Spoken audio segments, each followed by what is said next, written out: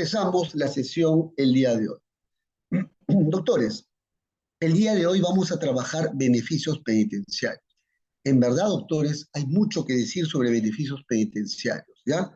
Eh, Quisiera trabajar el tema de los beneficios penitenciarios desde un punto de vista normativo, doctrinario y jurisprudencial. Sobre todo me gustaría abordar los principales ejes temáticos alrededor de los beneficios penitenciarios. Es por eso que permítaseme empezar con algunas ideas de entrada que me parece son importantes para que ustedes puedan tener una idea de lo que vamos a trabajar. Primera idea de entrada, doctores, para trabajar esta temática de los beneficios penitenciarios. Primera idea de entrada, no debemos olvidar que el derecho penal o las ciencias jurídicas penales tiene varios ámbitos o tiene varios campos de estudio. Por un lado, el derecho penal sustantivo, ¿no? Que tiene que ver con la dogmática penal y también con los delitos específicos que regula el Código Penal. Eso tiene que ver con el derecho penal sustantivo. Un segundo campo de acción viene a ser el derecho procesal penal, que regula todo lo concerniente al proceso penal, al escenario procesal para la aplicación de la ley penal sustantiva en un caso concreto, debiendo tenerse en cuenta todas las garantías y derechos que asisten a un imputado en el marco de un proceso penal, pero también tenemos un tercer ámbito de aplicación de las ciencias jurídicos penales, que vendría a ser la ejecución penal. En el ámbito de la ejecución penal tiene que ver básicamente con la ejecución de la pena, ¿no? De los distintos tipos de pena que regula o que ha normado nuestro Código Penal. Cómo se ejecutan las penas, ¿no? De eso trata la ejecución penal. Y uno de los ejes temáticos de la ejecución penal tiene que ver con el tema que vamos a abordar el día de hoy, con los beneficios penitenciarios. Reitero, hay que tener en cuenta todas estas ideas. Los tres campos de estudio de las ciencias jurídicos penales: el derecho penal sustantivo, el derecho procesal penal y el derecho de ejecución penal. En el derecho penal sustantivo, como les dije, hay varios ejes temáticos. Uno de los ejes temáticos viene a ser la dogmática penal. ¿Y qué se estudia en la dogmática penal? Principios del derecho penal. ¿Qué más se estudia en la dogmática penal, doctores? Y es relevante que ustedes sepan la aplicación de la ley penal sustantiva en el tiempo y en el espacio. ¿Qué más se estudia? Teoría general del delito. ¿Qué más se estudia? Teoría de la pena. Y aquí quiero remarcar el tema de la teoría de la pena, ¿ya? Porque en cuanto a la teoría de la pena, esta se activa una vez que se ha configurado el supuesto de hecho de la norma jurídico-penal. Esto es, si se establece la ocurrencia de un delito, la consecuencia jurídica de la configuración de un delito viene a ser que debe gatillarse de inmediato la aplicación de una determinada consecuencia jurídica que las más de las veces tiene que ver con la aplicación de la pena. Es decir, uno de los temas que se estudia en el derecho penal parte general también es el tema de la teoría de la pena, todo lo que tiene que ver con las consecuencias jurídicas del delito, que no es otra cosa que la imposición de la pena, la determinación de la pena. Saben bien que hay diversos tipos de pena que están regulados en el derecho penal. ¿Por qué estoy poniendo de relieve el tema de la teoría de la pena? ¿No? ¿Por qué estoy poniendo en relieve el tema de las teorías de la pena? ¿Por qué estoy poniendo de relieve los distintos tipos de pena? ¿Por qué estoy poniendo de relieve el tema de, en general, sobre la determinación judicial de la pena? Porque solamente en el derecho penal parte general lo único que busca establecerse es cuál es la pena que estableció la ley penal para el delito. Así como establece cuál es el comportamiento que califica como delito, también fija cuál es la pena que se aplica a un determinado delito, ¿no? Esto tiene que ver con el principio de legalidad. No se olviden, principio de legalidad. El principio de legalidad ha sido acuñado hace bastante tiempo por el gran alemán von Feuerbach, quien decía, nullum crimen, nullum poena, sine lege. Es decir, no es posible, no hay delito, no hay pena, si es que ello no ha sido previamente fijado por la ley penal. ¿Qué quiere decir esto en sencillo? Que la ley penal sustantiva es la que va a definir qué comportamiento humano califica como delito y además va a fijar cuál es la consecuencia jurídica que se le aplicaría a ese delito. Por eso que aquí en dogmática penal se estudia todo lo concerniente a la teoría general, a las teorías de la pena y también al tema de la individualización judicial de la pena y a los distintos a las distintas clases de pena que existe en nuestro Código Penal, ¿ya? En el derecho, y también se estudian los delitos en particular, ¿no? La morfología de cada delito. En el derecho procesal penal, reitero, se regula todo lo concerniente al proceso penal. Cómo, de qué manera se inicia, se continúa, se desarrolla, se desenvuelve un proceso penal para al final del mismo decidir la aplicación de la ley penal sustantiva a una persona que se encuentre encausada dentro del marco de un proceso penal, para definir si es responsable o no del delito que se le atribuye.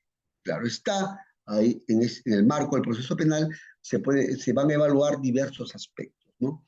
El aspecto referido a que debe existir una imputación en contra de un imputado o encartado, esa imputación tiene que tener relevancia penal, es decir, ese comportamiento tiene que haberse definido como comportamiento criminal en la ley penal, ¿no? Pero además tiene que haber material probatorio sobre ese hecho imputado al investigado, para al final del mismo decidir si se le absuelve o si se le condena, ¿no? En el marco de un proceso penal y con todas las garantías y derechos que asisten a un imputado. Y el tercer campo, lo que nos interesa, tiene que ver con la ejecución de esa pena que ha sido impuesta en mérito al derecho penal sustantivo, ¿no? ¿No? Es por eso, y uno de los temas en cuanto a la ejecución de la pena tiene que ver con los principios de la ejecución penal, cuáles son los principios básicos, identificarlos. Otro tema muy importante también es el tema de la aplicación de la ley penal en el tiempo en cuanto a las normas de ejecución penal, específicamente a los beneficios penitenciarios, cómo se define la aplicación de la ley penal en el tiempo en cuanto a los beneficios penitenciarios, ¿no? Otro tema tiene que ver ya con la que vamos a trabajar en este campo, con los beneficios penitenciarios propiamente dicho, cuáles son los diferentes tipos de beneficios penitenciarios a los cuales puede acceder alguien que haya sido condenado mediante una sentencia.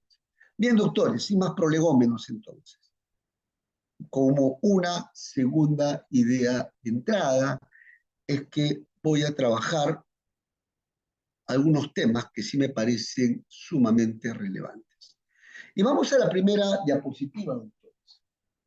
No hay que olvidar que cuando entramos a los terrenos de la ejecución penal, estamos entrando a los terrenos de cómo se ejecutan aquellas penas que ya han sido previamente fijadas a un sentenciado.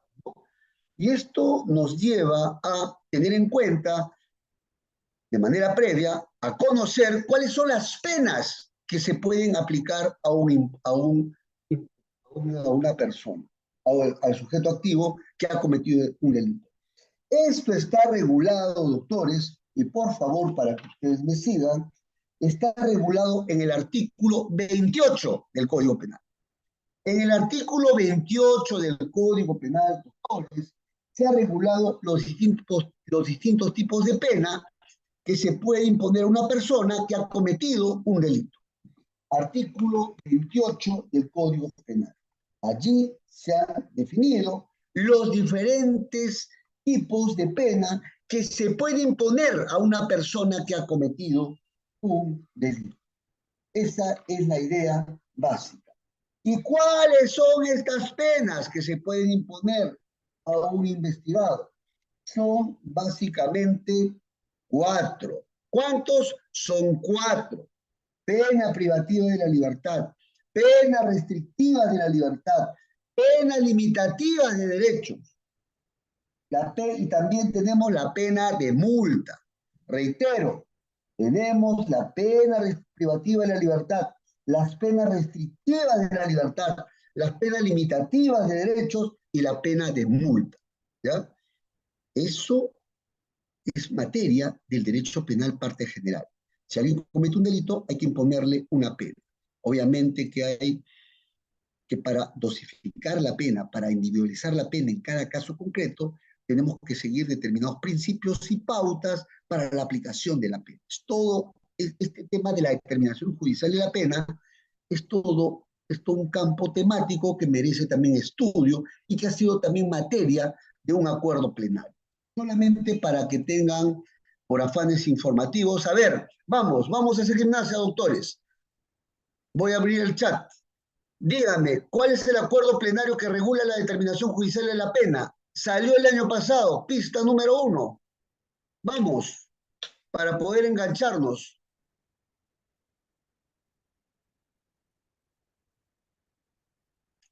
Vamos, porque tenemos que sacarle el máximo provecho. El del año pasado, doctores. Sí, doctores, es el acuerdo plenario 1 del 2023.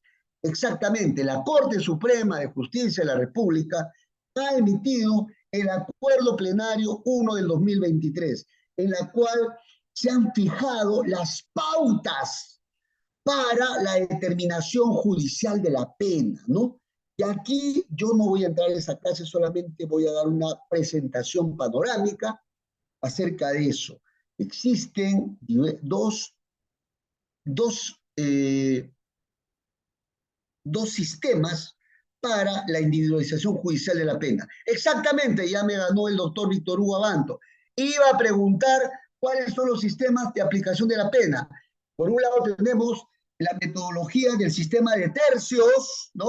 Y el sistema escalonado, exactamente. Hay diferencias, no voy a entrar en detalle, pero aquí, en este acuerdo plenario, se establecen cuáles son las pautas para establecer la pena concreta en un determinado caso, ¿no? Ustedes saben bien que toda norma penal establece exactamente, doctora Lucy, un marco de pena conminada de 5 a 25 años y dentro de ese parámetro el juez debe individualizar la pena, debe establecer cuál es la pena concreta que corresponde fijar en cada caso concreto. Solamente, ¿qué principios rigen para la aplicación de la pena? Vamos, quiero que me den 2 o 3. Vamos a hacer gimnasia. Vamos. Doctores, principios que rigen la aplicación. Legalidad, exactamente. Tengo que tener en cuenta la norma penal establece el marco de pena combinada. Proporcionalidad, tiene que aplicarse una pena en función al grado de culpabilidad del imputado. Exactamente, doctores. No más, cerramos el kiosco ahí nomás, doctores, ¿ya? Ya sobre ese tema, porque no es nuestro tema el día de hoy. Solamente es necesario hacer referencia a ello porque es el punto de partida con el cual vamos a trabajar. Doctores, vamos ahí. Tenemos como primera pena, de acuerdo a nuestro Código Penal, la pena privativa de la libertad, ¿no? La pena privativa de la libertad. Y esto está regulado. Dígame, doctores, ¿cuál es el marco de duración de la pena privativa de libertad según nuestro Código Penal parte general? Vamos, ¿cuál es el mínimo? Según la parte general, vamos. Hay 2 tipos de pena de privativa de libertad. Vamos. 2 días a 35 años, cuando son temporales. Y el otro es la cadena perpetua. La pena privativa de libertad puede ser temporal o puede ser de cadena perpetua. La temporal va de 2 días a 35 años. Exacto, doctores. Exacto, doctores. Vamos ahora a las penas restrictivas de la libertad, doctores. ¿Cuáles son las penas restrictivas de la libertad, doctores? Vamos, vamos, vamos, doctores. ¿Cuáles son las penas restrictivas de la libertad? Vamos, gimnasia, penas restrictivas de la libertad, porque hay que distinguirlas de las penas limitativas de derechos. No, no, no. ¿Dónde está regulado? Vamos, vamos. Penas restrictivas de la libertad. Cuando hablamos de la comparecencia estamos hablando de medidas cautelares. Exactamente, doctores. Tenemos por un lado la expulsión del país, la expulsión del país. Exactamente, la expulsión del país. El impedimento de salida no puede ser, doctores. ¿Por qué? Porque es una medida de coerción procesal. ¿Sí? Vamos, la medida restrictiva de libertad es la expulsión del país. ¿Dónde está regulado? En el artículo 30 del Código Penal, ¿ya? Y se aplica la expulsión del país y se aplica a extranjeros después de haber cumplido la pena privativa de libertad o la concesión de un beneficio penitenciario, ¿no? Bien, vamos ahora a las penas limitativas de derechos, doctores, vamos. ¿Cuáles son las penas limitativas de derechos? Exactamente, prestación de servicios a la comunidad, limitación de días libres e inhabilitación, ¿ya? Exactamente, prestación de servicios a la comunidad, limitación de días libres e inhabilitación. Vamos, doctores, vamos a poner un ejemplo. Cuando hablamos de la inhabilitación, un ejemplo nada más de inhabilitación. Vamos, doctores. Hay diversas, hay un catálogo digamos, hay una norma que establece de qué manera eh, se operativiza la inhabilitación. Sí, sí, la licencia de conducir se le puede privar del cargo público o el acceso al cargo público, pero ojo, ¿en función a qué sentido común, doctores, se impone la pena de inhabilitación? ¿Tengo que imponer una pena de inhabilitación que esté conectada al delito o desconectada? Vamos, vamos. Tiene que estar conectado pues, con el delito, ¿no? O sea, tiene que vincularse. Por ejemplo, a alguien le han impuesto sentencia por conducción en estado de ebriedad.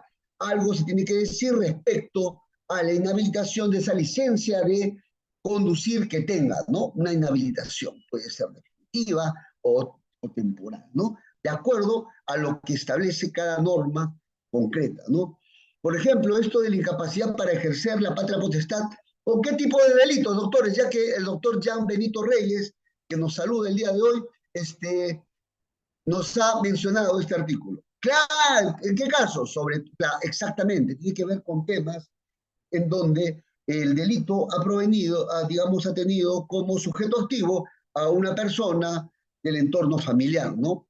¿No? Exactamente, exactamente, del entorno familiar, por, no sé, por un tema de violencia familiar o por un tema de algún delito sexual, ¿no? Exactamente, doctores. ¿Se dan cuenta cómo ustedes estamos trabajando? Bien, doctores.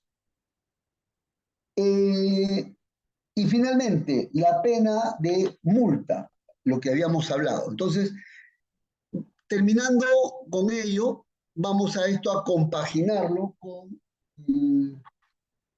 la ejecución penal. ¿Cuáles son los instrumentos normativos que rigen en la ejecución penal, doctores? Vamos, hay dos instrumentos normativos. Sí, estamos, creo que hay que sacar el máximo provecho, doctores, el día de hoy. Y lo que los voy a invitar sobre todo es a la reflexión. Exactamente, el Código de Ejecución Penal, ¿qué más? Hay un reglamento, exactamente, doctores. Siempre cuando nosotros vamos a entrar a los terrenos de un ámbito jurídico que vamos a trabajar, primeramente hay que ver el marco normativo. ¿Qué normas rigen ese tema? Pues bien, rigen en materia normativa el Código de Ejecución Penal, ¿no? Y también el reglamento del Código de Ejecución Penal, ¿no? Bien, doctores. Sigamos avanzando, doctores, sigamos avanzando. En el Código de Ejecución Penal también tiene que ver ya no tanto con la imposición de la pena, eso corresponde a los terrenos del derecho penal sustantivo. Cuando entramos a los terrenos del derecho de ejecución penal, en donde todo está regulado por el Código de Ejecución Penal y también por el reglamento del Código de Ejecución Penal, ¿no? Tenemos que tener en cuenta todo lo concerniente, no la imposición de la pena que se hace en el derecho penal parte sustantiva, sino esto ya tiene que ver con la ejecución de esas penas. ¿Cómo se ejecutan esas penas? ¿No? ¿No? ¿Cómo se ejecutan? Y en el Código de Ejecución Penal encontramos normas, ¿no? Principios que están en el título preliminar y también normas que regulan cómo se ejecutan las penas, ¿no? ¿De qué manera se ejecutan las penas? Es un gran tema, doctores, esto. Por eso les digo que en derecho nada está definido. Aquel que piensa que el derecho está escrito en piedra, comienza a involucionar. El derecho siempre va a dar siempre un paso adelante, ¿ya? Nosotros tenemos que reflexionar los temas jurídicos, ¿no? No podemos ser simples repetidoras de lo que hicimos. Y fíjense que acá, en el Código de Ejecución Penal, también se replica esto, ¿no? Cuáles son, digamos, las penas que van a ser materia de ejecución. Pena privativa de libertad, pena restrictiva de libertad, que ustedes ya saben, expulsión. Pena limitativa, también ya lo saben. Han hablado de la inhabilitación, han hablado de la prestación de servicios de la comunidad, de la limitación de días libres. Y también aquí vamos a agregar la medida de seguridad. La medida de seguridad, ¿a quiénes se aplica, doctores? Vamos, vamos. ¿A quiénes se aplica, doctores? Luego vamos a ir a los beneficios penitenciarios. ¿A quiénes se aplican las medidas de seguridad? Exacto, a los incapaces, a las personas mayores de 18 años que cometen delitos. ¿Ya? Imaginemos a una persona que no tiene control de sus impulsos, no se da cuenta de lo que hace y mata a otra persona o comete un delito. En ese caso, se entiende que, vamos, no se le va a imponer una pena, sino se le va a imponer una medida de seguridad. Entonces, el tiempo de imposición de la medida de seguridad tiene que estar en función de ¿qué? ¿De la gravedad del delito o de qué? A ver, vamos. ¿Cuál es el criterio para establecer el quantum? Por cierto, hay un acuerdo plenario sobre la medida de seguridad. ¿Alguien me dice y cuál es el criterio? Vamos. Sobre la medida de seguridad que se impone. Exactamente, doctor Ramos. Exactamente. Aquí no se tiene en cuenta el grado de culpabilidad porque esa persona no se da cuenta de lo que ha hecho, ¿no? No es posible reprocharle un comportamiento penal que ha cometido. No se le podemos reprochar porque no tiene capacidad penal. Entonces, digamos, cuando se tenga que definir la medida de seguridad que se va a aplicar al incapaz, hay que tener en cuenta la peligrosidad en función al tipo de enfermedad mental que afecta a esa persona. Hay acuerdo plenario, doctores, vamos. ¿Quién me dice cuál es el acuerdo plenario que regula las medidas de seguridad? Por cierto, hay poca normativa sobre cuáles son los criterios para establecer el quantum, ¿no? ¿No? El tipo de medida de seguridad y el quantum, ¿no? De la medida de seguridad. Y ahí nos dan algunos criterios, ustedes mismos lo han dicho. Tiene que ver con la peligrosidad, ¿no? Con la peligrosidad que pueda tener esta persona. Vamos, doctores, vamos aquí a salir del tema ya para entrar a lo nuestro. Alguien me dice el acuerdo plenario sobre que rige las medidas de seguridad. Vamos, que regula, que establece. Vamos, ¿alguien encuentra el acuerdo plenario? Si no, ya pasamos al tema siguiente, doctores. Vamos. ¿Alguien tiene, por favor, el acuerdo plenario sobre las medidas de seguridad? Exacto, doctor. Es el acuerdo plenario 3 del 2012, por favor.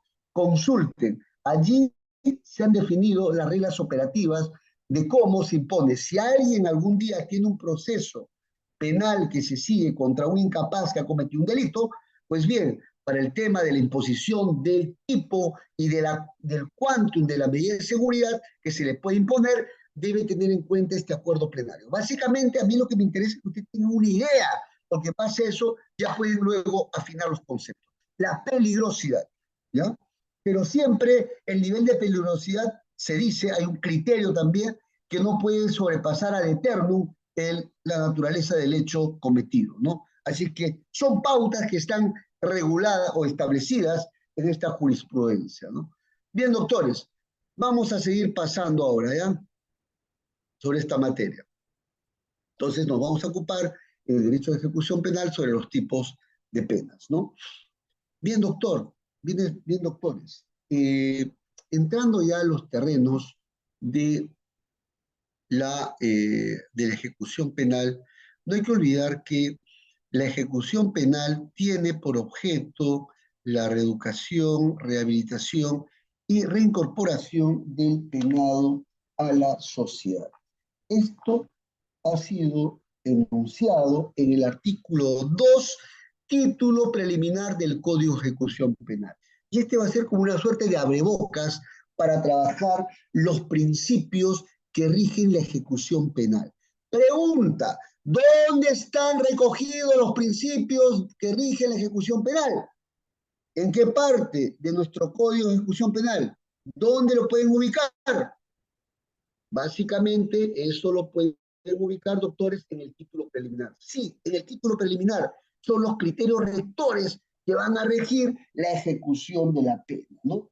Y aquí se ha establecido de que en el artículo 2 romanos del Código de Ejecución Penal, que la ejecución de la pena tiene por objeto ello, educar, rehabilitar y reincorporar al penado a la sociedad.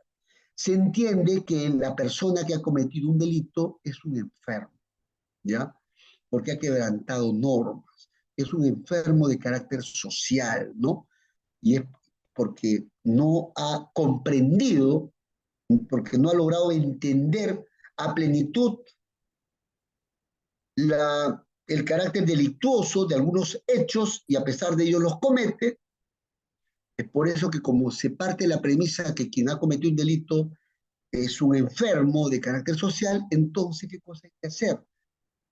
Una vez que se le aplica la pena tiene que tener por objeto, ¿qué cosa? Reeducarlo, rehabilitarlo, para reincorporarlo a la sociedad, ¿no? Es decir, hay que darle terapia, hay que darle un tratamiento a esa persona que ha cometido un delito.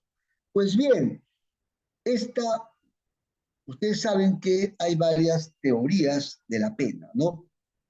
¿Qué teoría de la pena se está recogiendo acá? Hay varias teorías. A ver, ¿quién me lanza las teorías de la pena, doctores? A ver, vamos. ¿Cuáles son las teorías? Sí, hay absoluta, relativa. Vamos a los más específicos. O las funciones de la pena. También se le conoce así al instituto. Hay varias funciones de la pena. La absoluta, la relativa, mixta. Sí, sí, sí, está bien, pero ahí está. La prevención especial, la prevención general y la otra, ¿cuál es? La teoría, eso rige para aplicar, digamos, en cuanto a la función de la pena. ¿Qué función tiene la pena? Prevención general. ¿Qué función de la pena? Prevención especial. ¿Qué otra función tiene la pena?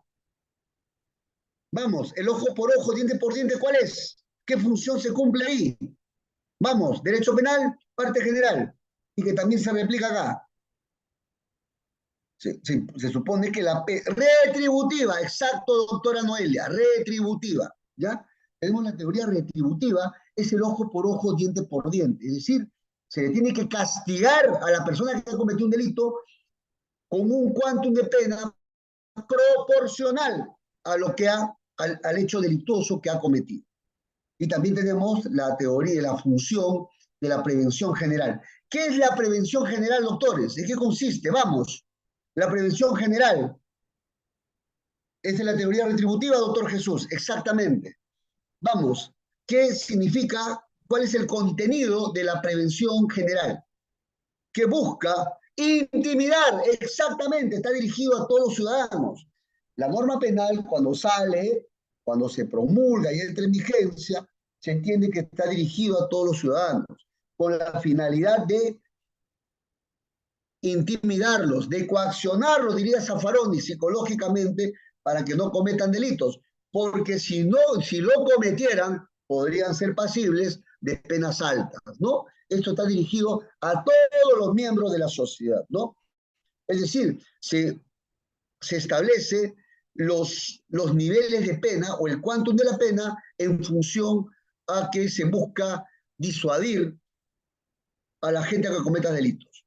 Por lo general, cuando sale un legislador, sale un padre de la patria a poner penas altas, que no necesariamente sean retribución al delito cometido, sino para intimidar a la gente, o digamos para digamos, evitar que la gente cometa delitos, ¿qué función de la pena qué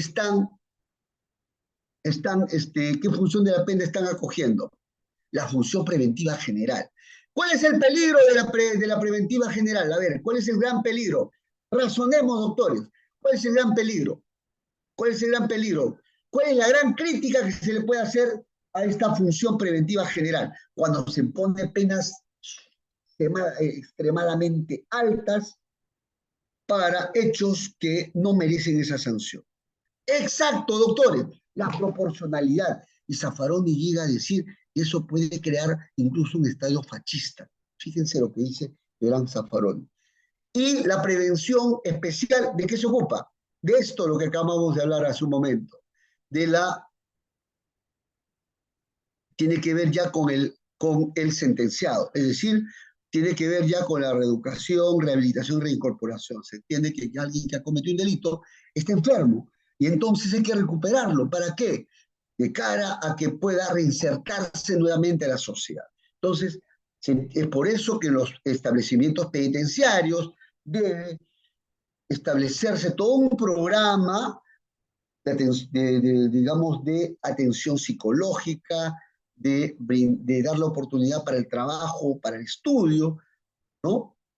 Para que pueda recuperarse esa persona que ha cometido delito, ¿no? Para que pueda rehabilitarse, pueda reeducarse y para más luego reincorporarse a la sociedad, ¿no? A la sociedad, ¿no? Esa es la idea, porque es un enfermo social. Yo antes les comentaba, ustedes han escuchado del delito de los delincuentes de cuello blanco, ¿no? Aquellas personas de alto perfil social, económico, ¿no? De alto perfil, digamos, de alto perfil económico, de alto perfil social, que cometen delitos, ¿no? Sobre todo delitos de corrupción o delitos de carácter financiero. Antes, ¿sabe lo que decían? ¿Ustedes creen que una persona que tenga ese perfil de un alto, es decir, viene de una, digamos, de una élite muy prestigiosa, eh, ha vivido un medio social, digamos, como dirían, clase A, como se dice, ¿no? Ha estudiado en las mejores universidades, colegios del Perú o del mundo, y también ha estudiado en las mejores universidades del mundo, y ocurre que comete delitos de este nivel. Antes se decía, mis antiguos maestros me decían que esta persona no requiere ni reeducación, ni rehabilitación, ni reincorporación, porque está bien socializado. ¿Usted qué piensa? ¿Usted cree que requiere rehabilitación o no, doctores? ¿De qué piensan? Vamos, es sencillo. Este tipo de personas, de los delincuentes de cuello blanco, o también en los Estados Unidos se le llama de collar blanco, ¿no? En los Estados Unidos hay, ¿no? ¿Ustedes creen que requiere todo esto? ¿Requiere, digamos, un tratamiento terapéutico o no requieren rehabilitación? ¿O están rehabilitados? ¿Qué piensan ustedes? ¿Qué les dice su sentido común? ¿Qué les dice su sentido común? No requieren. Hay algunos que dicen no requieren. La doctora Elizabeth, la doctora Kiara dice que sí requiere. Doctora Kiara, me gustaría decir por qué requieren atención psicológica y por qué no requieren. Quiero que me digan no solamente que sí requiere, pero por qué. Exacto, yo creo igual que, a ver, exactamente, sí requieren terapia, porque han quebrantado la norma, no han entendido, creen que son personas que están por encima de las leyes. Exactamente, yo creo que sí requieren, ¿no? Exactamente, usuario, sí, usted lo dijo primero, ¿no? Ahora, hay casos en los cuales nos dice, hay varios estudios, en Perú no hay muchos estudios, doctores, pero los casos de los delincuentes, digamos, digamos, de los delincuentes que tienen que ver con abuso sexual, ¿no? Abusos sexuales, nos dicen que por más terapia a la cual se sometan nunca se recupera, ¿no? Es lo que he escuchado. ¿Ustedes qué piensan ustedes acerca de eso? ¿Ustedes creen que alguien que ha cometido agresiones sexuales, ¿no? Digamos, execrables, ¿no? ¿Son recuperables? Les pregunto, ¿no? Hay gente que dice que no, ¿no? Obviamente que esto lo tiene que definir la ciencia, ¿no? Pero hay gente que dice que no, ¿no? Entonces, yo pregunto, ¿no? Es, son capaces de rehabilitarse porque si no, esto quedaría en letra muerta, ¿no? ¿No? ¿Se dan cuenta? Es toda una temática, ¿ya? Todo este tema de la recuperación del penado a la sociedad. Vamos a seguir pasando, doctores. Y vamos a seguir enganchándonos porque, y ahora vamos a ir con casos concretos, doctores, ¿ya? Vamos a ir con casos concretos.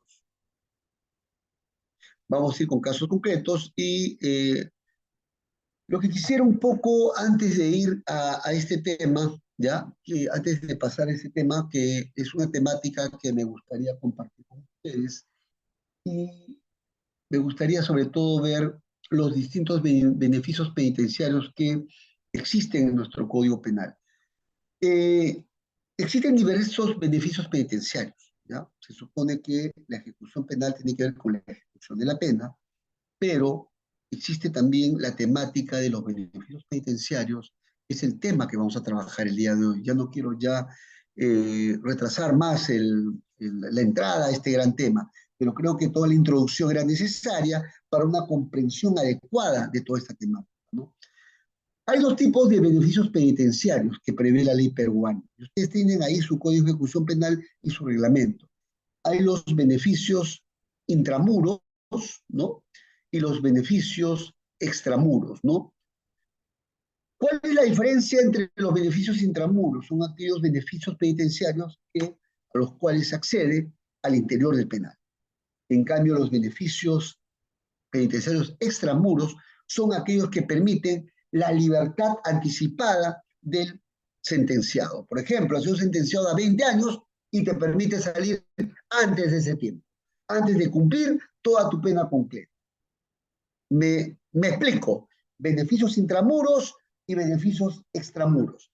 Ejemplo, vamos a los beneficios penitenciarios intramuros, que sirven para mejorar las condiciones de vida de todo interno. Es decir, se aplican al interior del establecimiento penitenciario y sirven para mejorar sus condiciones de vida, porque el hecho de que una persona haya sido internada en un establecimiento penitenciario no significa que pierda su dignidad, ¿no? Es por eso que puede acceder a algunos beneficios al interior del establecimiento penitenciario. Estamos hablando básicamente de la ejecución de la pena privativa de libertad efectiva. A ver, díganme, doctores, ¿qué beneficios intramuros ustedes conocen? A ver, al margen de que puedan leer el Código Penal.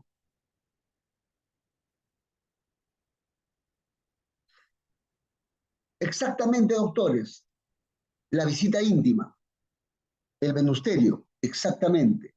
El permiso de salida, a veces se pueden gestionar permiso de salida. También la redención de la pena, la redención de la pena, la redención de la pena. Fíjense que hay tres beneficios, ¿no? Tres beneficios. Tenemos el permiso de salida, la visita íntima, la redención de la pena. El permiso de salida puede deberse a temas, pues, de una determinada gestión. Hay casos en los cuales se les permite, digamos, ir porque ha fallecido, la muerte de un familiar, por ejemplo, ¿no? O para una atención médica muy específica, ¿no? Que requiere. Exactamente, doctores, exactamente. Sí, el hecho de que uno esté privado de su libertad no significa que pierde su dignidad o pierde, digamos, la oportunidad a tener una condición de vida humana, ¿ya? Así que esto es sumamente relevante. Y también la redención de la pena. Y esto vamos a hablar un poco más adelante porque se relaciona con la semilibertad y la liberación condicional que más adelante vamos a ver. Y dentro de la redención de la pena tenemos la educación por el trabajo. Antes de ello, había visto el comentario de uno de nuestros participantes en este evento académico. Sí, hay una pregunta que me parece sumamente importante. ¿Cómo hacer para reducir el hacinamiento de las cárceles, ¿no? Ese es un tema. El otro tema es, que por ahí se nos ha dicho, pero eso es irreal, ¿no? Tenemos un sistema penitenciario obsoleto. Doctores, yo creo que estos dos comentarios,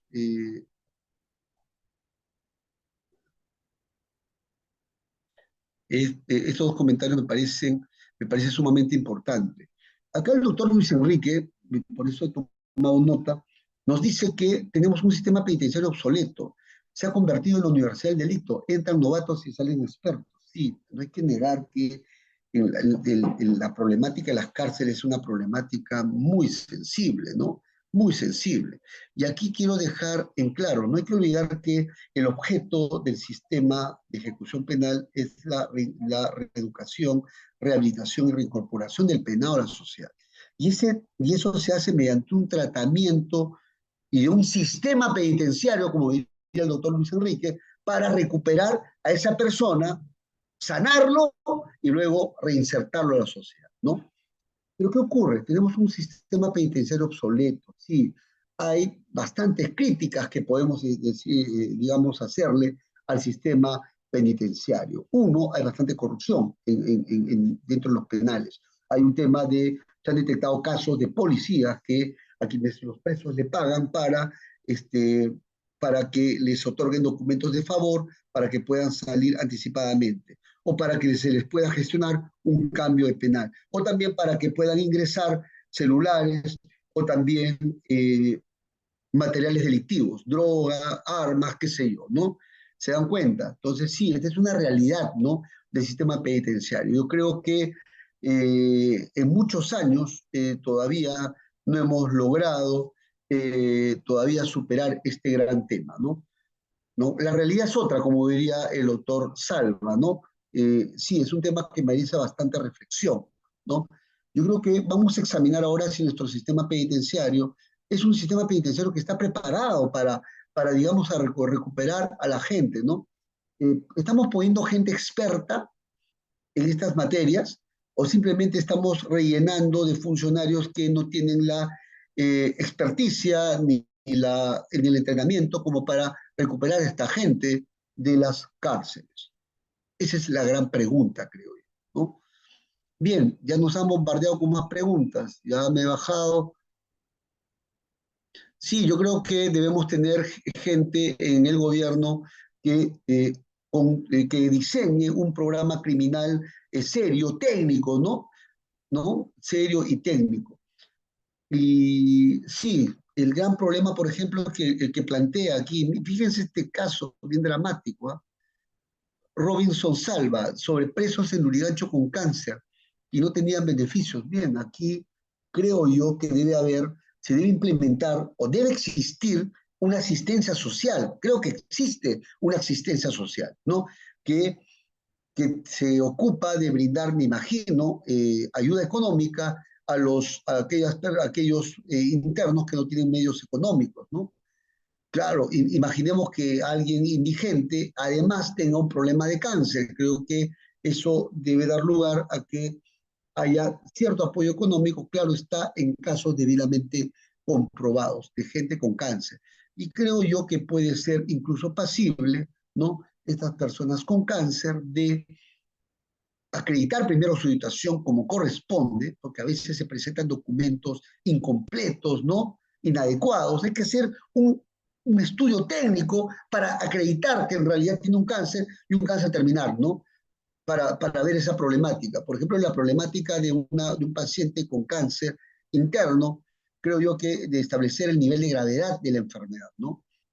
Si puede ameritar, ¿no? Si puede ameritar, digamos, permiso de salida para su tratamiento o si puede ameritar incluso el indulto, ¿no? En casos debidamente comprobados y debidamente y atendiendo a la naturaleza del delito, ¿no? Pero debe usarse los indultos de manera técnica, de manera humana, no para favorecer a Toby y mis patas, ¿no? De eso no se trata. Ya hemos tenido casos de narcoindultos, ¿no? De eso no se trata, sino de otorgar los indultos a quien corresponde por motivos humanitarios, porque también el hecho que cometas el delito no significa que también se siga teniendo en cuenta la dignidad, ¿no? Bien, hay muchos comentarios, en verdad, ya estoy interesante, ¿no? Sí, doctora Lévalo, deberían los indultos, creo yo, que que deberían ser técnicos, ¿no? Y no de carácter político. Y ojo, deberían haber, ¿no? Haber casos donde se estudie el verdadero, la gravedad de la enfermedad terminal de un sentenciado, pero eso se tiene que establecer no con médicos generales, sino con una junta de médicos que debe evaluar el caso. Yo he tenido oportunidad de ver casos en donde se pide por enfermedad grave, pero a veces no lo suscriben especialistas. Creo yo que antes de pedirla, tienes que recurrir a la gente experta que te pueda certificar de que alguien tiene una enfermedad terminal, ¿no? ¿No? Y una junta médica, por ejemplo, que establezca ello, ¿no? Sí, y aparte a la gente que liberan ya no hay un seguimiento, ¿no? No hay un monitoreo, ¿no? En otros países hay un monitoreo acerca de su situación. Acá en el Perú no tenemos logística, es un gran problema, en verdad. Vamos a seguir avanzando, doctores, y en verdad ustedes en verdad, de manera interactiva, sí, la Comisión de Gracias Presidenciales, sí creo yo que no hay labor técnica. Mucho se mete el tema político. Para el tema de indulto o conmutación de pena, debería aplicarse a quien corresponde. Y hemos visto casos en donde se ha utilizado indebidamente estas gracias presidenciales, ¿no? ¿No? Y deberían evaluarse los casos concretos, ¿no? Debería haber digamos, la comisión debería trabajar técnicamente estos temas, ¿no? Sí, hay mucho por hacer, se dan cuenta. En la ejecución penal hay bastante por hacer, doctores, ¿no? ¿No? Para ver el tema. Yo creo que por un tema de dignidad humana, yo creo que se puede trabajar eso, pero para ver a los más, digamos, a los casos que ameritan. Ese es un tema que voy a trabajar, doctor. Interesante, doctor, porque hay documentos ya que dicen que está recuperado. El doctor Ed Milton Ramos pregunta, y a pesar de eso los jueces rechazan. Más adelante vamos a ver por qué, doctor.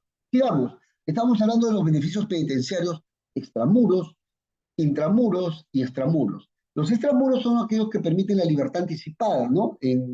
Digamos, eh, es decir, que alguien pueda salir de la cárcel antes de tiempo, ¿no?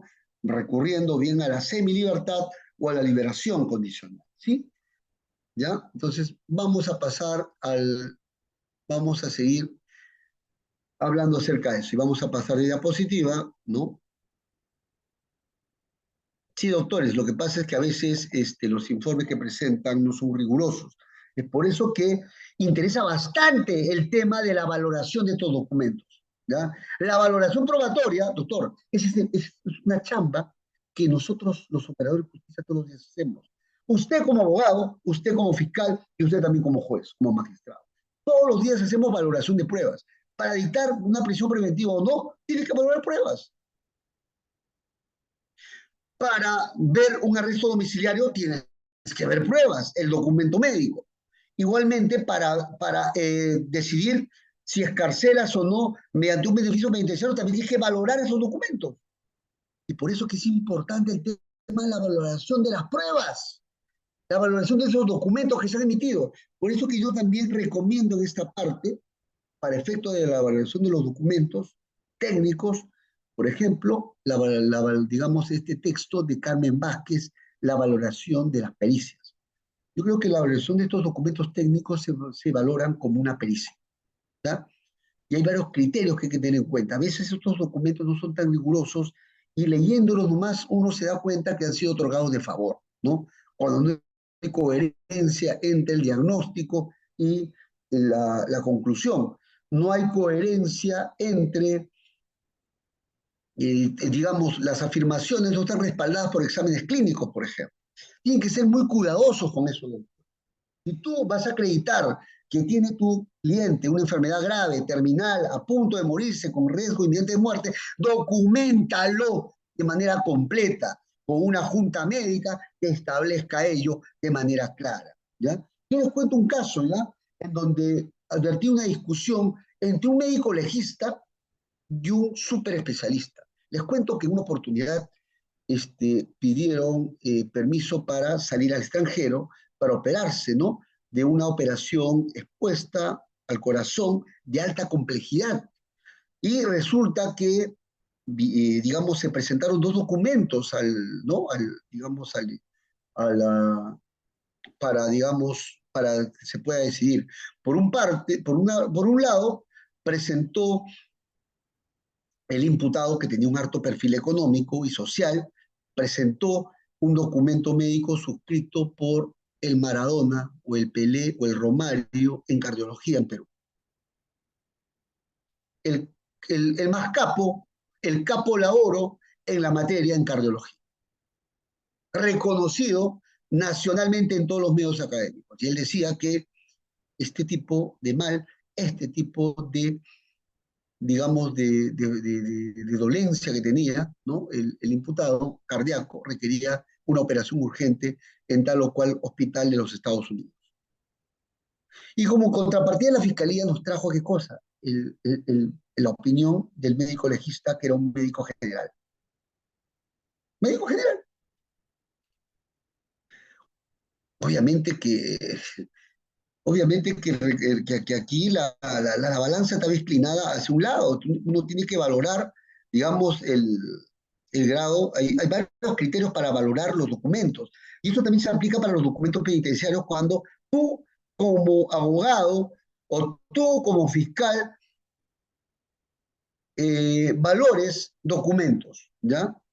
Tienes que ver qué cosa, quién es el experto que ha suscrito el documento. Tiene experticia, tiene digamos, las credenciales académicas como para emitir ese tipo de apreciación.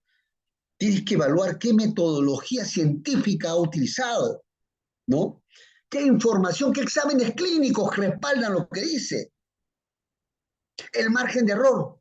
Todas esas cosas tienen que ver con la valoración de las pericias y creo que se aplica a la valoración de los documentos.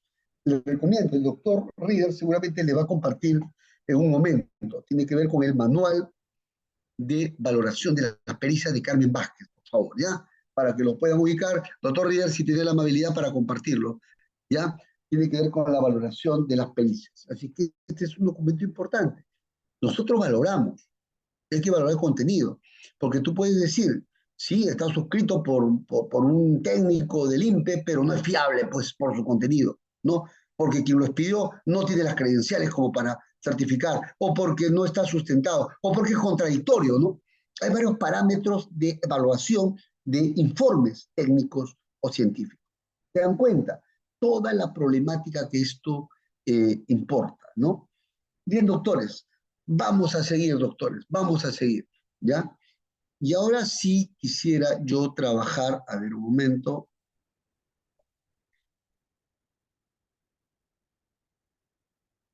un gran tema, ¿ya? Y estamos entrando a los beneficios penitenciarios, nuevamente para refrescar la memoria, ¿no? ¿Cuántos tipos de beneficios penitenciarios tenemos? Tenemos de extramuros, tenemos como beneficios penitenciarios extramuros, a ver, ya lo hemos repetido, alguien me dice, son dos, exacto, la liberación condicional y la semilibertad. Exactamente, doctor. Entonces la pregunta es, pero ojo, el concepto de beneficios penitenciarios es un término amplio. La pregunta es, ¿cuál es la naturaleza jurídica de un beneficio penitenciario, doctores? Eso quisiera preguntarles. ¿Cuál es la naturaleza jurídica de un beneficio penitenciario? ¿Qué es un beneficio penitenciario? ¿Es un derecho? ¿Es un derecho? ¿Es un derecho condicionado? ¿Es una gracia? ¿Es un incentivo? ¿Qué es? ¿Qué cosa es? ¿Qué cosa es? ¿Qué cosas son los beneficios penitenciarios? ¿Es un derecho fundamental? ¿Es un derecho condicionado? ¿Es una gracia? ¿Es un incentivo? ¿Qué es lo que es? ¿O es una garantía para concretar un principio constitucional. Sobre esto hay bastante discusión, pero esto ha sido zanjado ya en varias sentencias emitidas por el Tribunal Constitucional. Básicamente, por favor, los invito a leer en la sentencia 3575-2019 PHC, ya caso Derby Wilson Pingo Juárez, y también el caso que les estoy proyectando, el expediente 141-2021 PHC con el voto singular de la doctora Marianela Ledesma, ¿ya? Con el voto de la doctora Marianela Ledesma. ¿Y qué cosa es lo que nos dice esta sentencia, doctor? Cuando se habla acerca de la reeducación, rehabilitación y reincorporación del penado a la sociedad, se está hablando de qué cosa, de los beneficios penitenciarios, ¿no? ¿Y qué cosas son los beneficios penitenciarios? Son aquellos que permiten la reeducación y rehabilitación del penado. Permite que los imputados puedan salir antes de culminar las penas que les fueron impuestas, ¿no? Antes que les fueron impuestas. Estos son los beneficios penitenciarios. Y ahora vamos a su naturaleza jurídica y vamos al expediente 3575-2019, ¿ya? ¿Y qué nos dice el expediente 3575-2019 PHC-PC? Caso de Juárez Flores, fundamento 11. Voy a permitir compartirlo con ustedes. Nos ha dicho que el Tribunal Constitucional ya ha zanjado, ya ha clarificado que los beneficios penitenciarios, ojo, no son derechos fundamentales, no son derechos fundamentales, ojo, sino son garantías previstas por el derecho de ejecución penal. Reitero, los beneficios penitenciarios no son derechos fundamentales, ¿no? No son garantías previstas por el derecho de ejecución penal para concretizar la resocialización y reeducación del interno. Sin embargo, nos dice esta sentencia en el fundamento 11, no cabe duda de que aun cuando los beneficios penitenciarios no constituyan derechos, su denegación, revocación o restricción de acceso debe obedecer a motivos razonables y objetivos. Reitero, doctor, tres ideas fundamentales de este precedente. Fundamento 11 que ustedes deben tener en cuenta. Lo primero que tienen que tener en cuenta es que los beneficios penitenciarios no son derechos fundamentales. No son derechos fundamentales. Segunda idea, ¿qué son los beneficios penitenciarios? Son garantías para concretizar la recuperación del penado a la sociedad, ¿no? Para concretar la rehabilitación, reeducación y reincorporación del penado a la sociedad antes de cumplir toda su pena completa. Y la tercera idea, que a pesar de que los beneficios penitenciarios no son derechos fundamentales del imputado, debe tenerse en cuenta de que su concesión, revocación o denegación, ojo, debe obedecer a motivos razonables y justificados. Es decir, si el juez va a concederla, debe concederla de manera objetiva y razonable. Si la va a denegar, lo mismo. Si la va a revocar, también. Lo único que se exige es que esté debidamente justificada la concesión, revocación o denegación, ¿no?, del beneficio penitenciario, ¿no?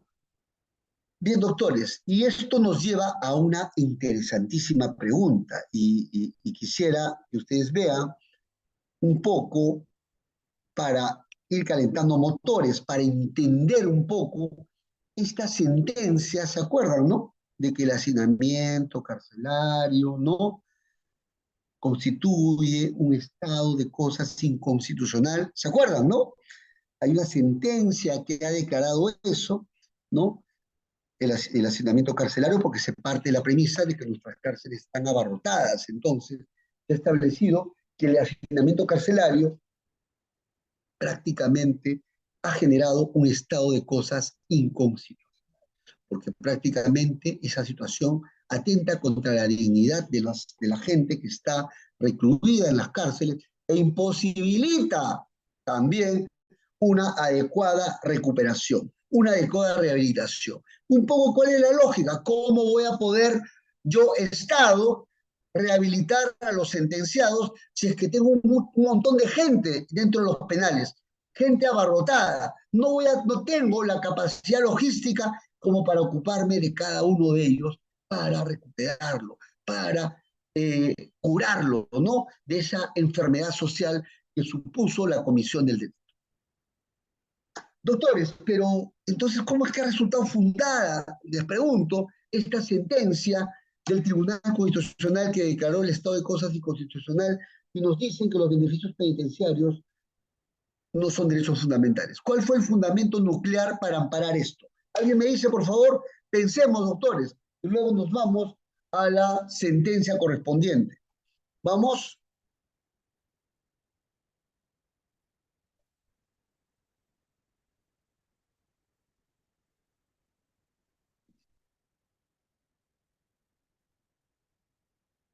El caso Juárez, voy a escribirlo, ¿ya? Mientras ustedes van buscando. El expediente, ahora mismo les comparto, ¿ya?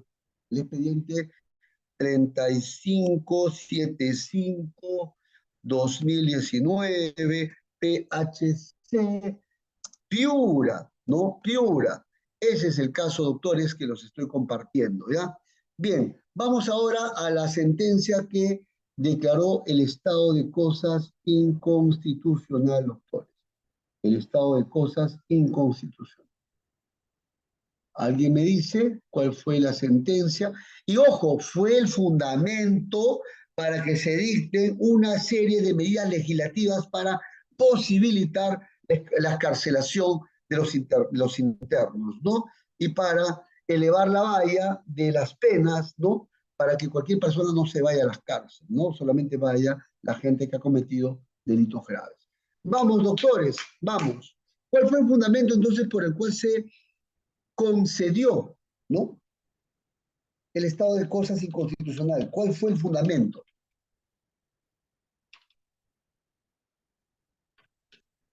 ¿Cuál fue el fundamento principal de estos autores?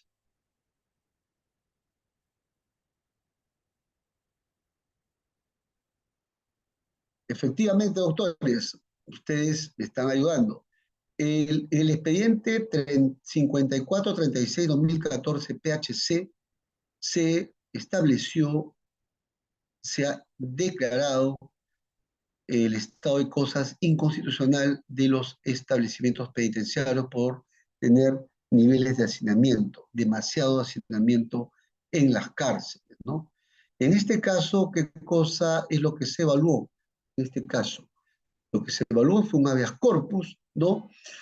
Eh, Se declaró fundado el pedido del demandante referido a dejar de pernoctar en el suelo y además de recibir atención médica reiteradamente solicitada. Como había mucho hacinamiento, este interno dormía en el suelo. Y entonces, en ese caso, cuando se advirtió que este interno por el hacinamiento dormía en el suelo y no le daban tratamiento médico que requería, entonces se declaró fundada y se reconoció no la afectación a un beneficio penitenciario, por eso estoy remarcando, sino que lo que aquí se dijo es que se habría afectado, se habría vulnerado el derecho de petición del interno, ¿ya? Por ello es que se dispuso en esta sentencia que la administración penitenciaria tiene que responder las solicitudes de los internos. Los internos piden, quiero una cama para poder dormir, ¿no? Entonces, en este caso, se reconoció ese tema, ¿no? Y que tiene la obligación de responder a esas solicitudes y de realizar todos los actos necesarios para evaluar el contenido de lo mismo y expresar el pronunciamiento correspondiente. debiendo expresar los motivos por los cuales o bien accede o deniega el pedido. Esta decisión se adoptó con los votos de los magistrados Ledesma, Ferrero Costa, Miranda Canales, Blume, Ramos y de Eloy Espinosa.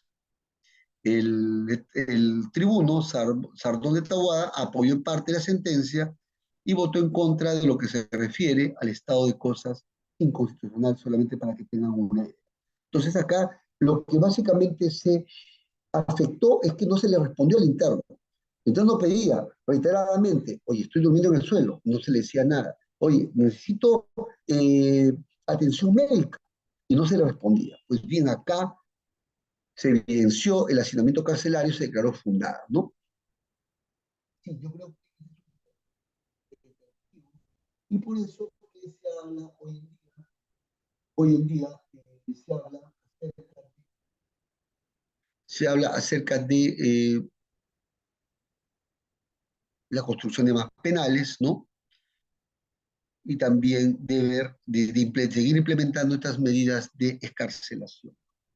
Yo creo que la cárcel debe estar los casos más graves, pero tenemos muchos casos, en verdad, de omisión a la asistencia familiar o de penas suspendidas que pueden, yo creo, trabajarse de otra manera. O de delitos bagatela. Creo yo que el tratamiento de esos delitos debería merecer otro tratamiento, ¿no? O de los primarios, ¿no?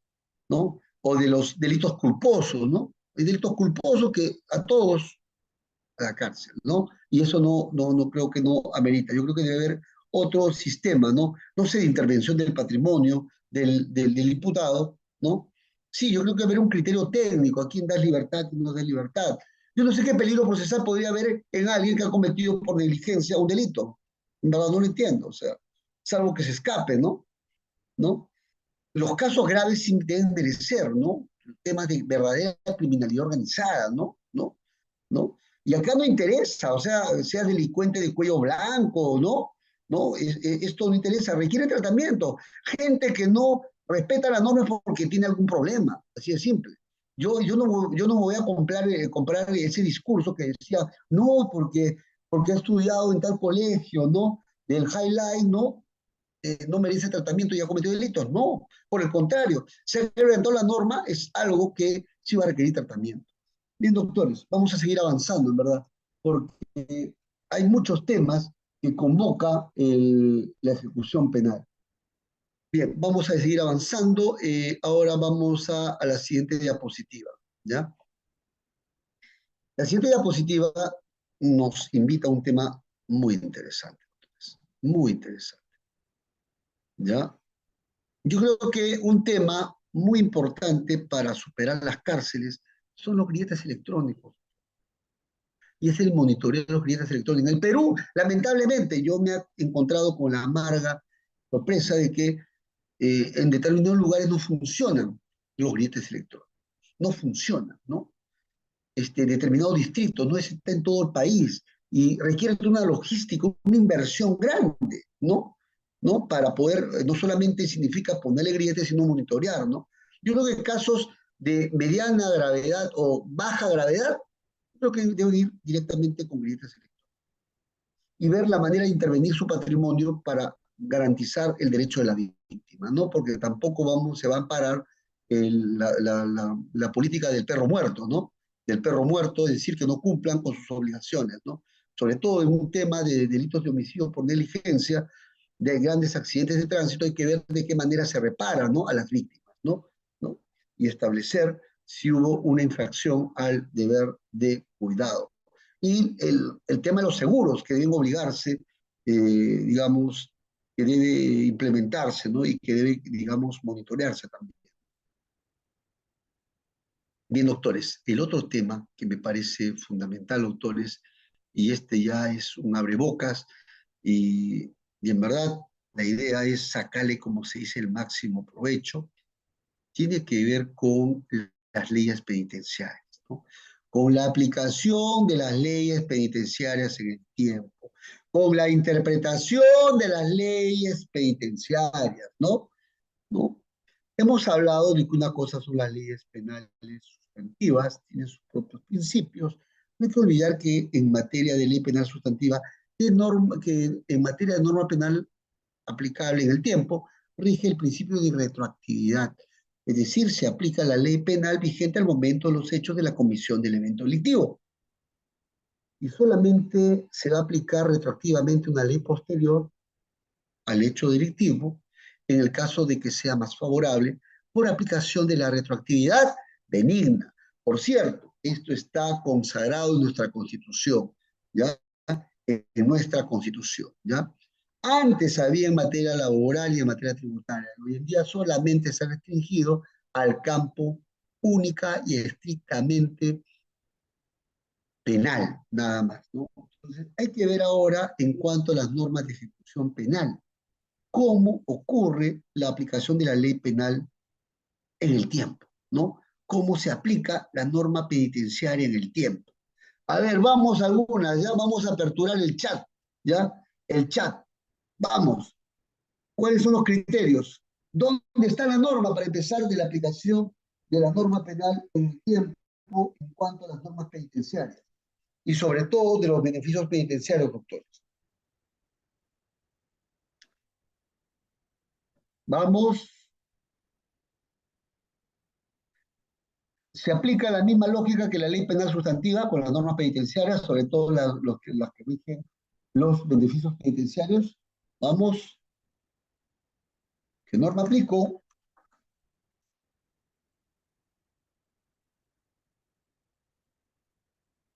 Vamos, doctores. Vamos, doctores, hay que aprovechar el tiempo. 35 minutos más y cerramos el kiosco de doctores. Para aprovechar el máximo el día de hoy. Interesante. Interesante. Artículo 8, ¿no? Artículo 8. ¿Ya? A ver, vamos por partes, ¿no? Fíjense todo lo que genera este gran tema. ¿Qué norma penal en el tiempo en materia de ejecución penal o de beneficios penitenciarios aplico al caso concreto? Esa es la pregunta, ¿no? Esa es la pregunta. Y fíjense, yo tan solo voy a empezar con sí, la Constitución, sí, ya, hay que tener en cuenta, pero ahí se regulan más las normas penales sustantivas. El usuario nos dice que las normas penitenciarias son normas procesales y entonces como normas procesales se aplican la ley penal, la norma digamos que estuvo vigente al momento del acto procesal, ¿no? Otro nos dice al momento del que quede firme la sentencia, ¿no? La norma vigente al momento de solicitar el beneficio. Fíjese todo lo que dice. Bien, doctores. Exactamente, doctores. Entonces vamos ahora primero a la norma, ¿ya? Vamos primero a la norma y después vamos a la jurisprudencia, porque de esa manera nosotros aprendemos con jurisprudencia, ¿ya? Ustedes saben muy bien que la jurisprudencia nos enseña bastante.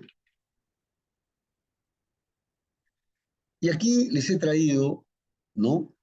Les he traído, por ejemplo, varios casos, ¿ya?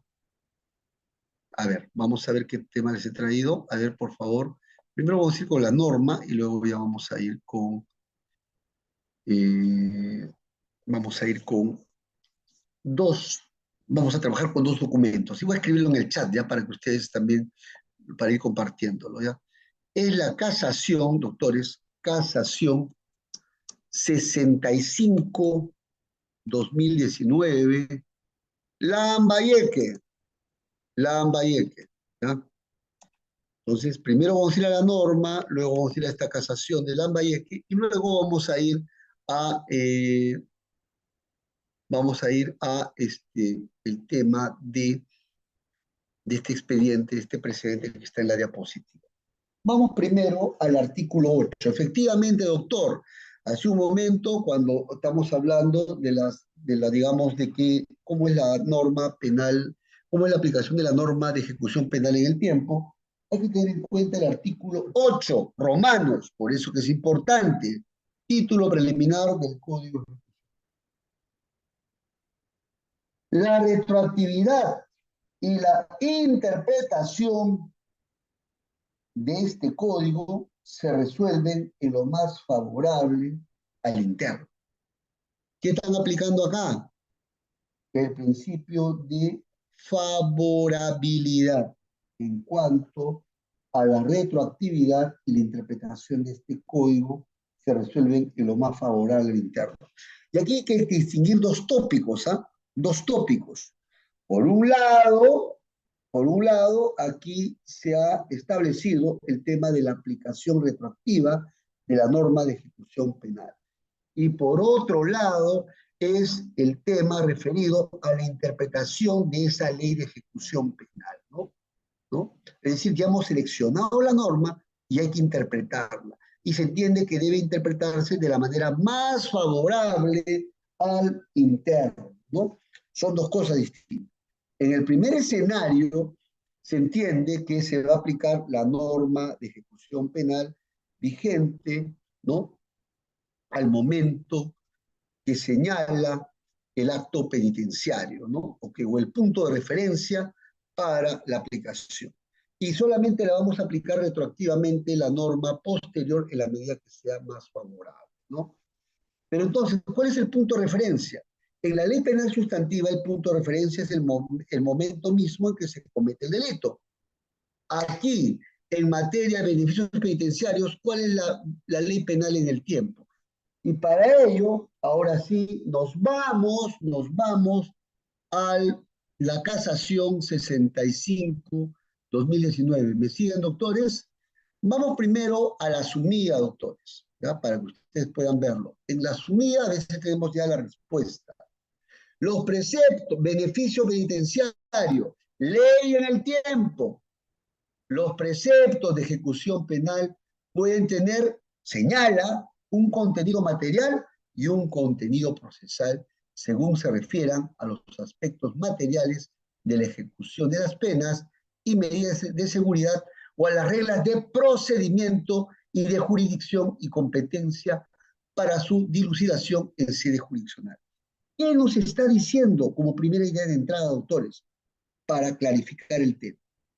Nos está diciendo de que las normas de ejecución penal son de dos tipos. Pueden haber normas de contenido material y normas de contenido procesal, nos dice, ¿no? Son cosas totalmente distintas. Hay normas de contenido material y hay normas de contenido procesal en el campo de las normas de ejecución penal.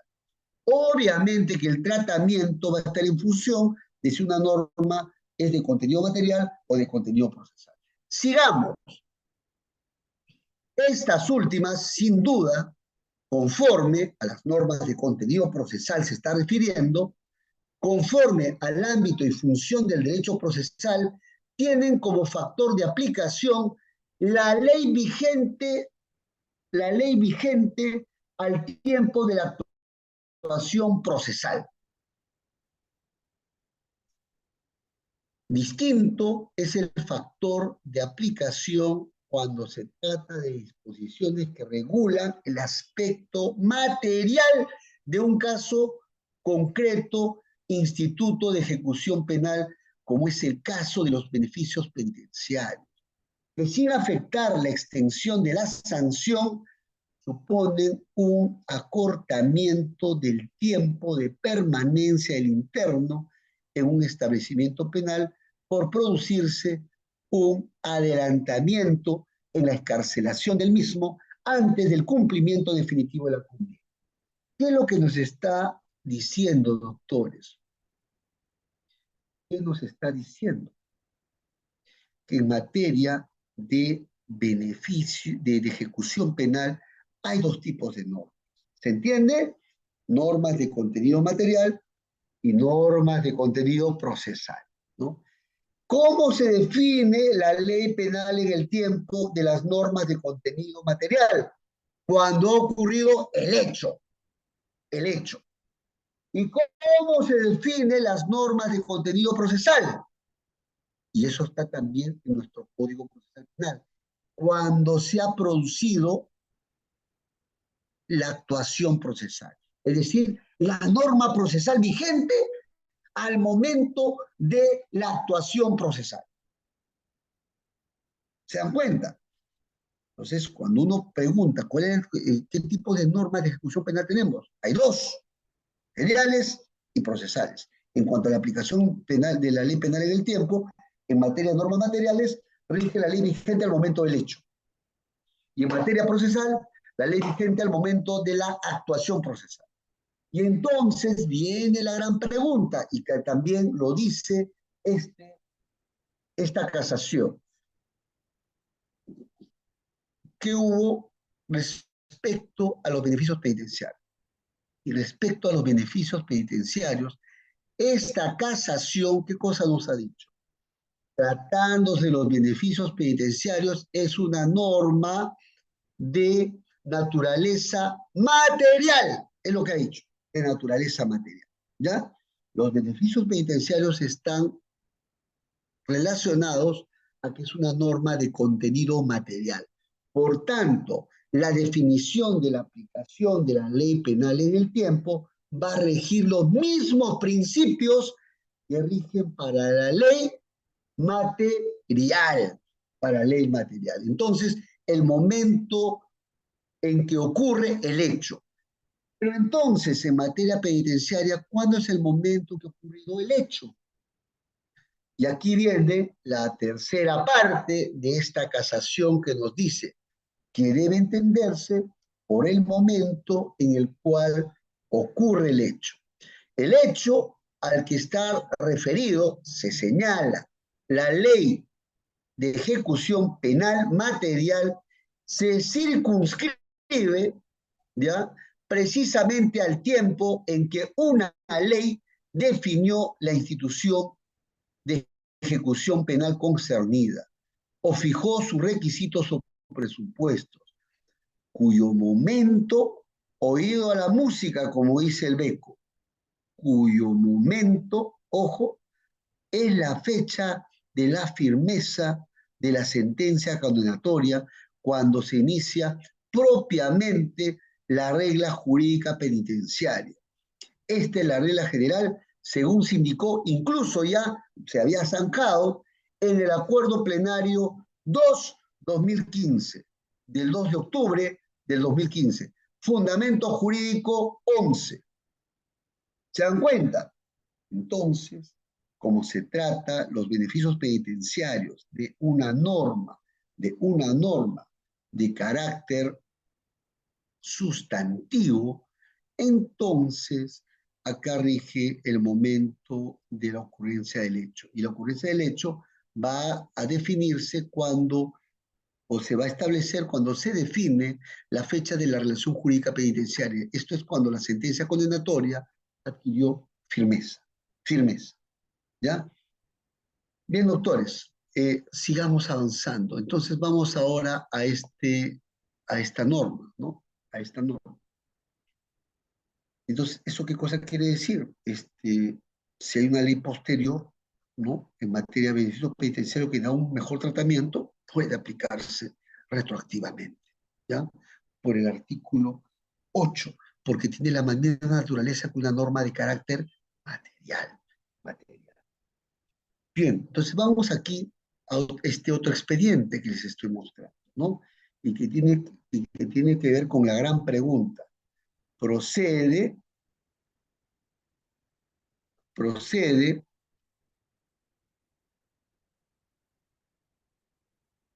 el principio de retroactividad benigna a las leyes penitenciarias, a pesar de ser normas procedimentales.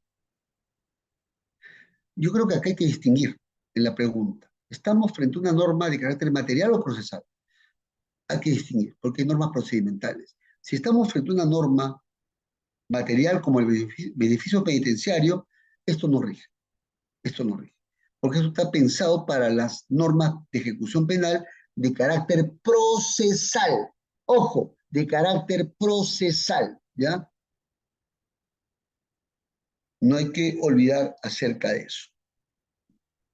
¿Y qué cosa es lo que se ha dicho acá en este fundamento jurídico 11? Pese a que las normas que regulan los beneficios penitenciarios, fíjense lo que dice, son normas procedimentales, no impide la aplicación del indulto por reo, ni reconocer a la pena privativa de libertad su fin de resocialización. Pues, aun cuando la regla general frente a una sentencia condenatoria es el cumplimiento total de la condena, es el propio Estado que decide regular los beneficios penitenciarios, con la finalidad de permitir la salida anticipada del reo en cárcel, siempre y cuando éste cumpla con los requisitos que permitan identificar con claridad que el encierro ha permitido su reeducación y resocialización.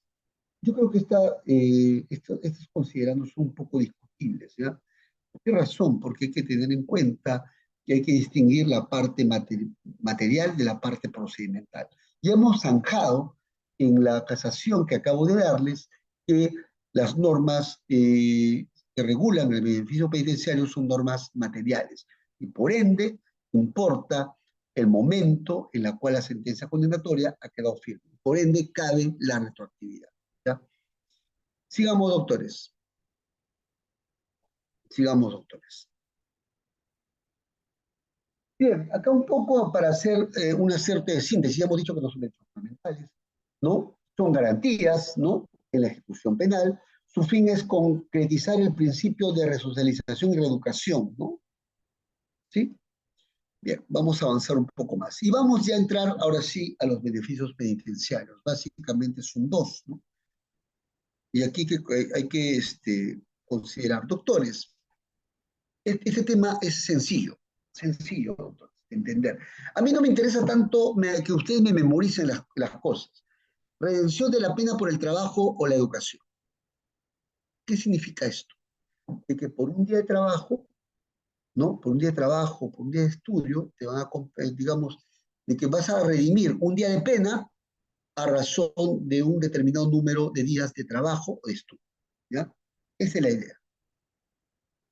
¿Y cuál va a ser el criterio, doctores? ¿Cuál va a ser el criterio, doctores? Básicamente el criterio tiene que ver con el régimen carcelario a la cual se encuentra adscrito un interno.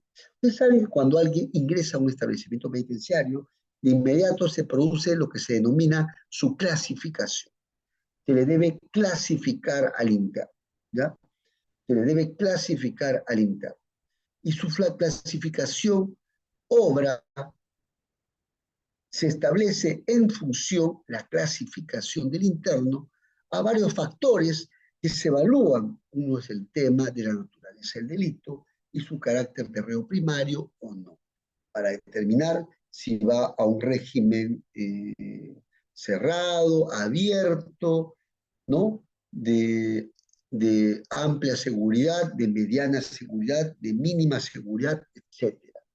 Hay todo un régimen, digamos, hay diversos regímenes carcelarios, ¿no? ¿Y cuál es la idea? Toda la redención de un día de pena por un determinado número de días de estudio de trabajo va a estar en función al régimen carcelario. Es decir, va a estar en función al régimen carcelario al cual se encuentra adscrito el interno. Si tú te encuentras adscrito en un régimen mucho más abierto y de mínima seguridad, tú vas a poder compensar mayores días, digamos, vas a poder compensar un día de trabajo a razón de un menor día, un día de, digamos, vas a poder redimir un día de pena por, por 2 días de trabajo o de educación. Pero hay casos en donde el interno está adscrito a un régimen carcelario mucho más gravoso. En esos casos, tú vas a tener que redimir un día de pena a razón de más días de trabajo de estudio, básicamente a razón de 7 días, que es para un régimen más gravoso, ¿no? Esto, por cierto, está regulado desde los artículos 49, ¿no? 49 y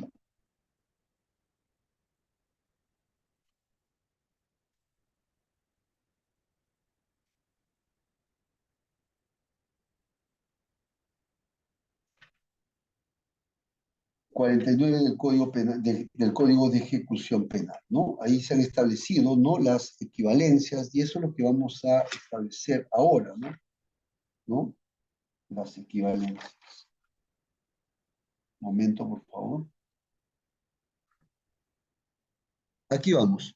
La redención de la pena es un beneficio penitenciario que permite a un privado de la libertad reducir su permanencia en un establecimiento por realizar actividad laboral o educativa previamente registrada por la autoridad penitenciaria. Sigamos. Y eso te permite acumularlo a la semilibertad o a la liberación condicional, ¿no? Por cierto, estaba yo dando cuenta de estos artículos, ¿no?, de la redención. Así tenemos, por ejemplo, en el artículo 49.1 del Código de Ejecución Penal, doctores, cuando el interno está ubicado, por ejemplo, en la etapa de mínima y mediana seguridad de un régimen cerrado ordinario, redime la pena mediante el trabajo a razón de un día de pena por 2 días de labor efectiva. Y lo mismo en el tema de la redención de la pena por el estudio. El interno que está ubicado en la mínima y mediana seguridad redime la pena mediante la educación a razón de un día de pena por 2 días de estudio. Es decir, cuando tú tienes un régimen menos gravoso, puedes redimir un día de pena, ¿no?, por 2 días de estudio o de trabajo. Pero si estás en el régimen más gravoso, y vamos al régimen más gravoso, ¿qué cosas se ha establecido? Se ha establecido en caso de encontrarse el interno en la etapa A del régimen cerrado especial, la redención será a razón de un día de pena por 7 días de labor efectiva. Lo mismo en el caso del estudio. En caso de encontrarse en la etapa A del régimen cerrado especial, la redención será a razón de un día de pena por 7 días de estudio, aprobando previamente la evaluación periódica de los estudios. Es decir, estás en un régimen carcelario más gravoso, incluso vas a redimir un día de pena por 7 días de trabajo o de educación, ¿no? Se dan cuenta, va a ser mucho más gravoso. Y tú vas a poder, básicamente, vamos, acumularlo con tu semilibertad o bien con tu liberación condicional, ¿no? Vamos a pasar, por favor, al siguiente. Espero que si están enganchados, doctores, vamos, ya vamos a hacerlo más ágil, ¿eh? Porque creo que estoy hablando demasiado, ¿ya? Porque la idea es que también que ustedes interactúen conmigo. Vamos, vamos en cuanto a la semilibertad, ¿ya? Acá está la acumulación de beneficios. Tú puedes acumular la redención de la pena por días de trabajo de estudio con semilibertad y con liberación condicional. Vamos, por favor, doctor. Y acá viene un tema, la prohibición o restricción de beneficios penitenciarios. Hay determinados delitos en los cuales prácticamente está prohibido los beneficios, ¿ya? Pregunta. ¿Esto es legal, es constitucional o no? ¿Hay afectación al principio de igualdad ante la ley que se restrinjan los beneficios penitenciarios para estos delitos graves o es que acaso está debidamente justificado? Al margen de lo que le diga la norma, le pregunto, ¿de qué cree? ¿De qué cree sobre ello? ¿Ya? ¿Hay bases o no hay bases para ello?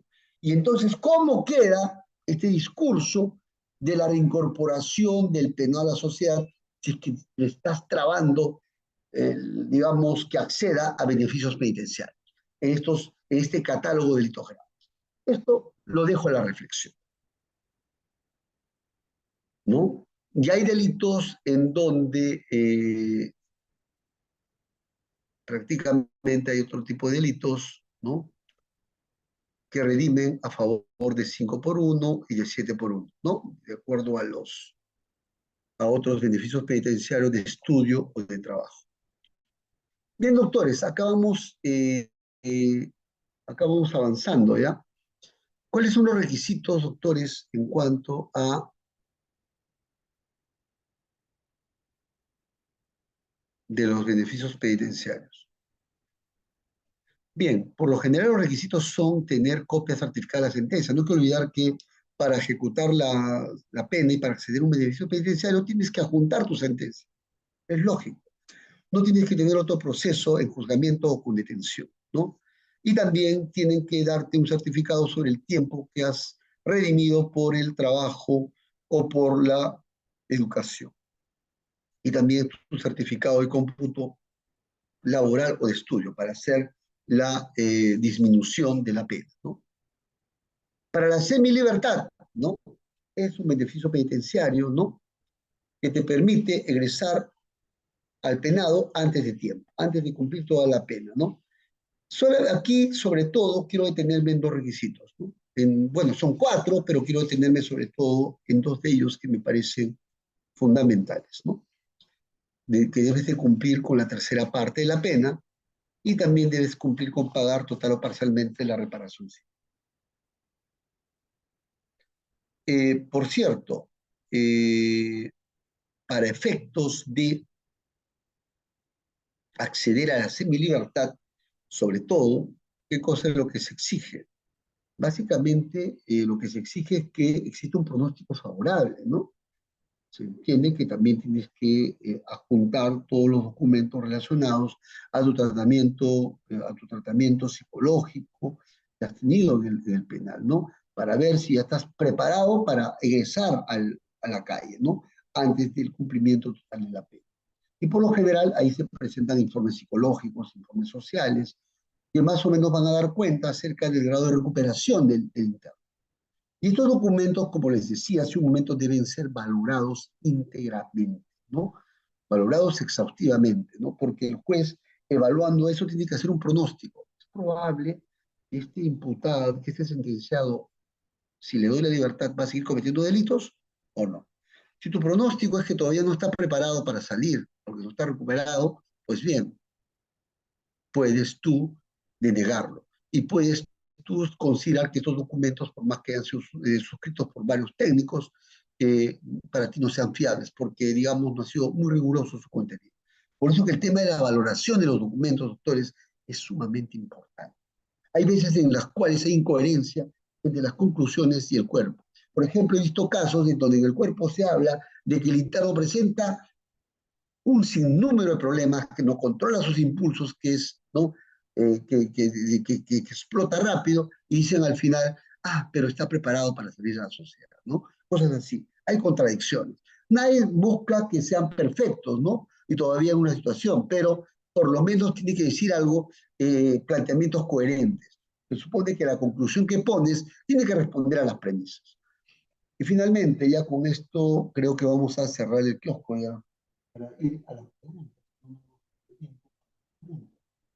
Eh, libertad condicional, igualmente es un beneficio penitenciario, que es lo que te exigen en la mitad de la pena, y el pago de la reparación civil. Y también que existe un pronóstico favorable, ¿no?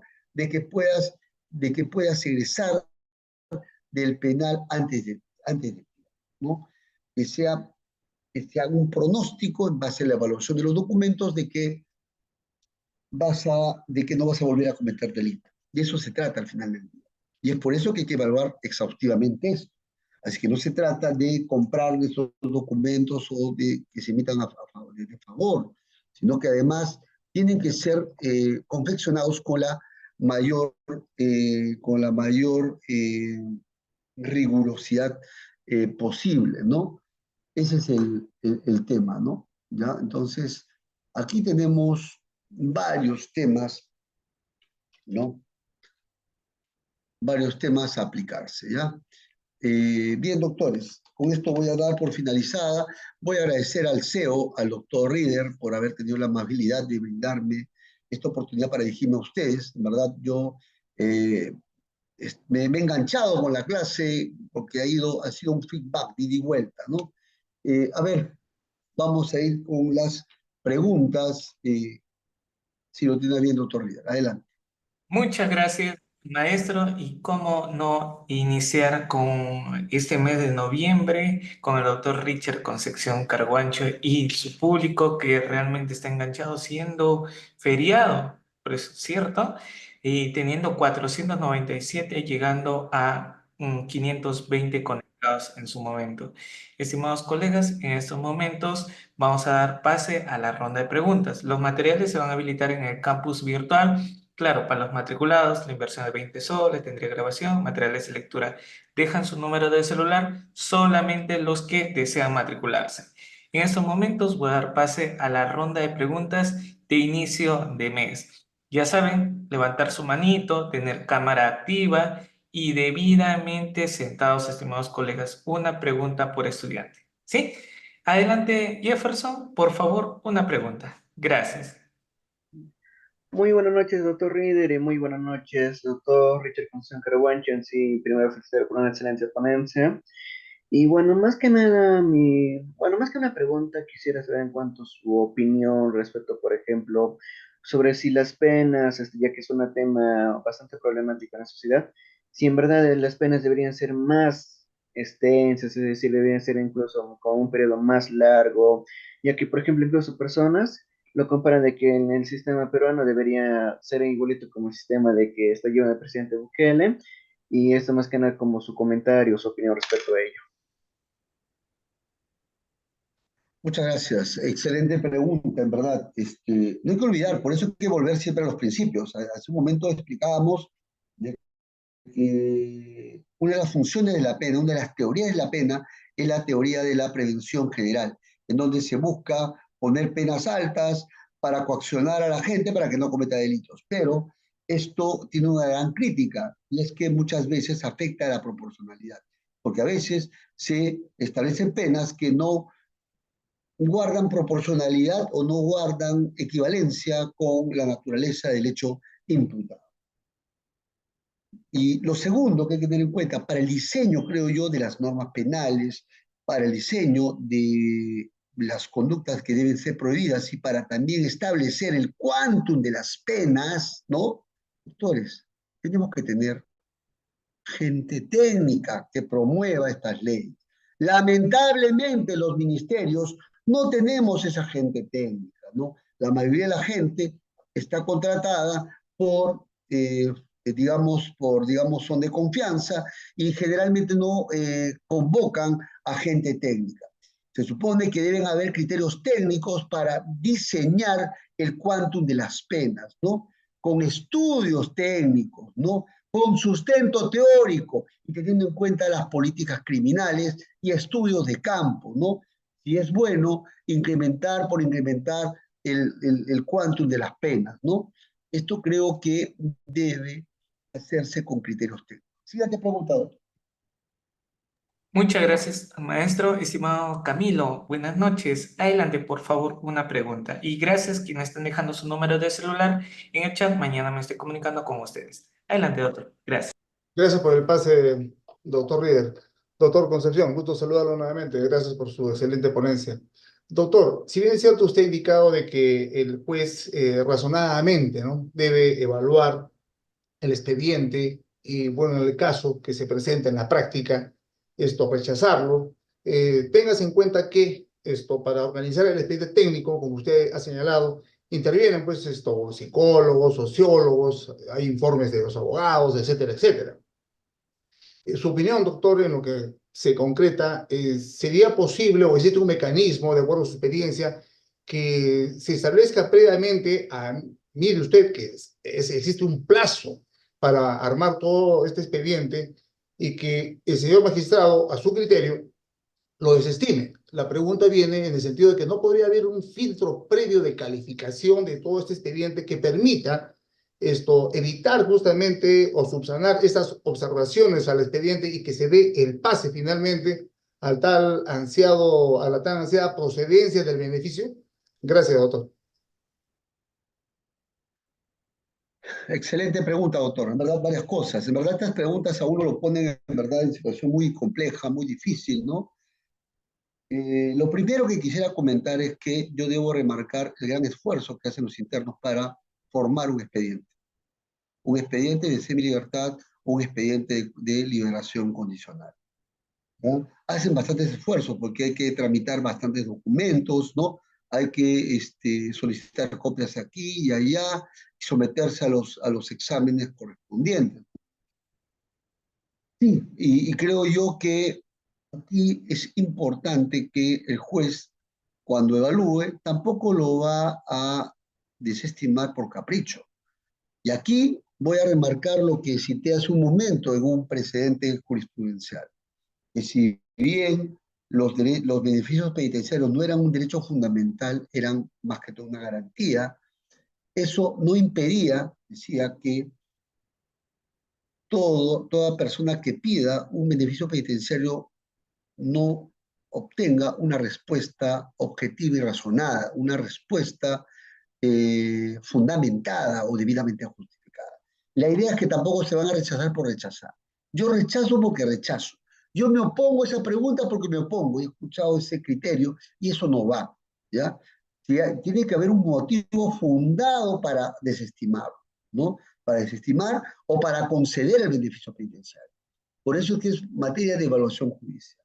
Pero lo tercero que sí voy a remarcar, doctores, cuando se haga un beneficio penitenciario, cuando armen un cuaderno, no se apresuren, ármenlo bien, ¿ya? No quemen etapas, no tomen atajos, ¿ya? Háganlo debidamente sustentado, ¿no? Que básicamente refleje, ¿no? Ustedes mismos evalúen, ¿no?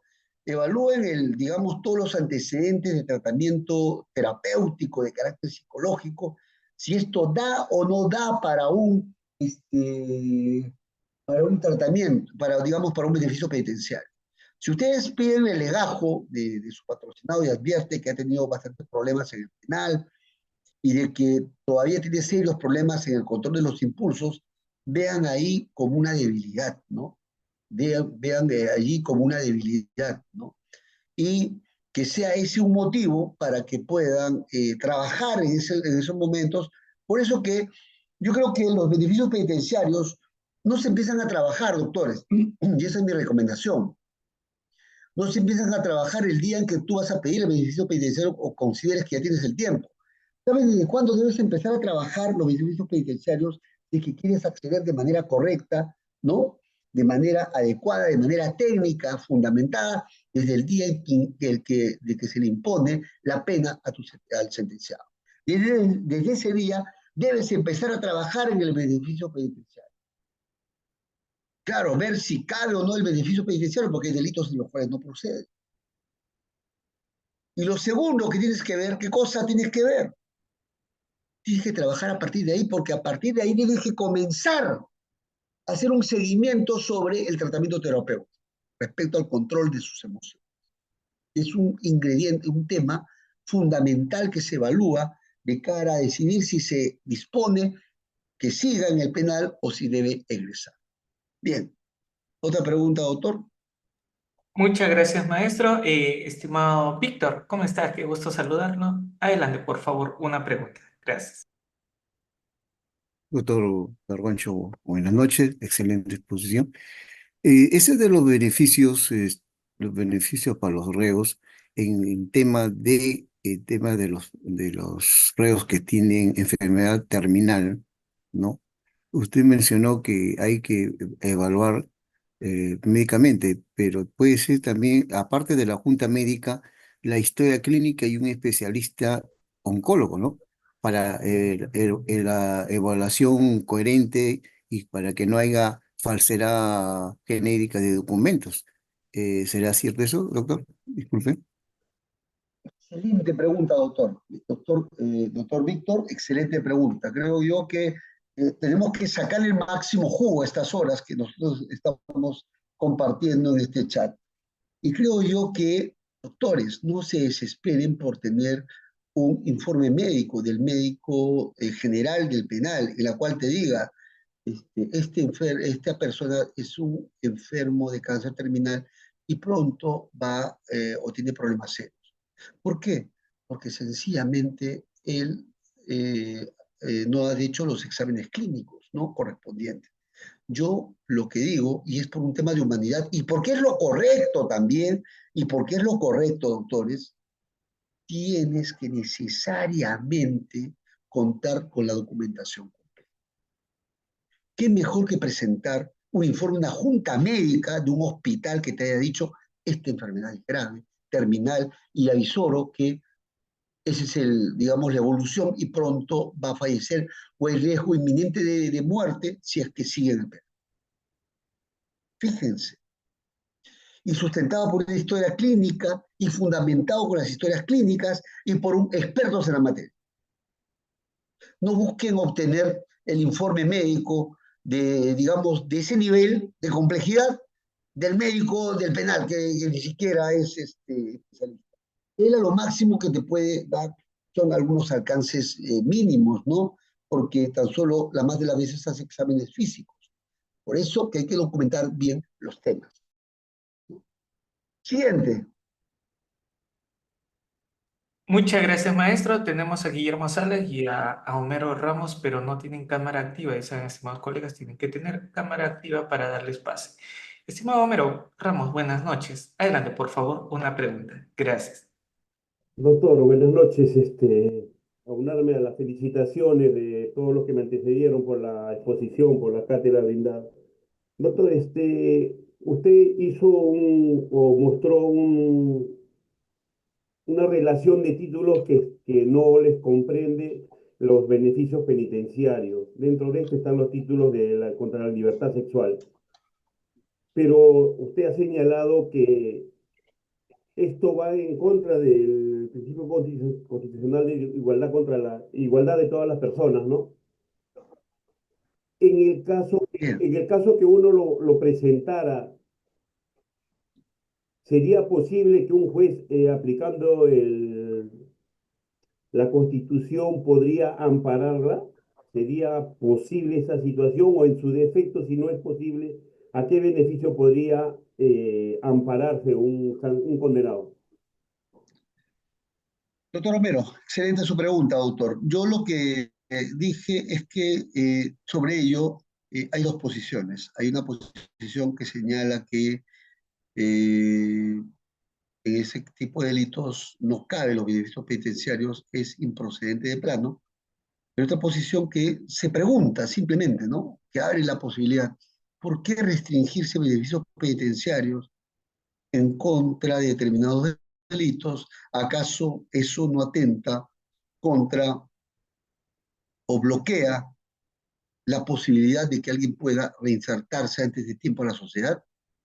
Y les digo, doctores, cuando ustedes reflexionen un tema, es cuestión de llevar a reflexión. Creo que esto necesita bastante análisis y requiere bastante reflexión. Yo creo que simplemente es una posibilidad de reflexionar el tema. Eso es lo que vengo a plantear. Y si alguien considera, digamos, que esto afecta o no afecta la libertad, yo creo que o afecta o no afecta la igualdad, porque hay un trato discriminatorio, ¿no? Respecto a otras personas que han cometido otros delitos, puede sustentarlo y plantearlo. Y si están convencidos de esa idea, pero esto requiere mayor reflexión, creo yo. Porque quienes te pueden decir que no procede porque para delitos graves no va, pues, como queda la reincorporación del penado a la sociedad, ¿no? Lo que quiero decir con todo esto, doctores, si ustedes piensan algo, ¿sí? Yo siempre he dicho, quienes hacen jurisprudencia son los abogados y los fiscales, ¿no? Los jueces tan solo recogemos a partir de eso, ¿no? Lo que quiero decirles en sencillo, doctores, es que si ustedes tienen una idea, vayan y discutan el tema hasta la última instancia. No vaya a ser que ustedes hagan historia haciendo jurisprudencia, ¿sí? Ya, yo les cuento dos casos nomás, ¿ya? ¿Se acuerdan de la terminación anticipada? ¿Se acuerdan de la conclusión anticipada?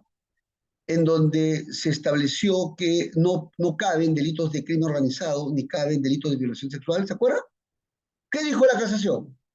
Esto está justificado, dijo, digamos, bloquear estos procesos especiales a los internos. No hay necesidad de bloquearlos.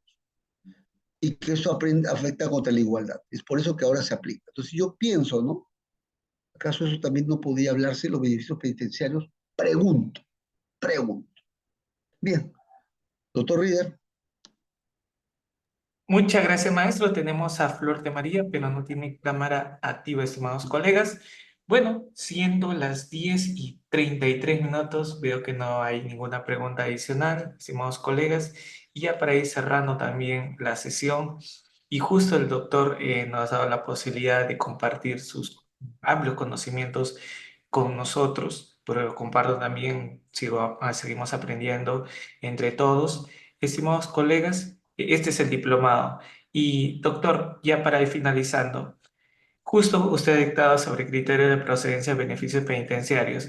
¿Por qué llevar un diplomado en teoría del delito, derecho penal, parte especial y beneficios penitenciarios? Gracias.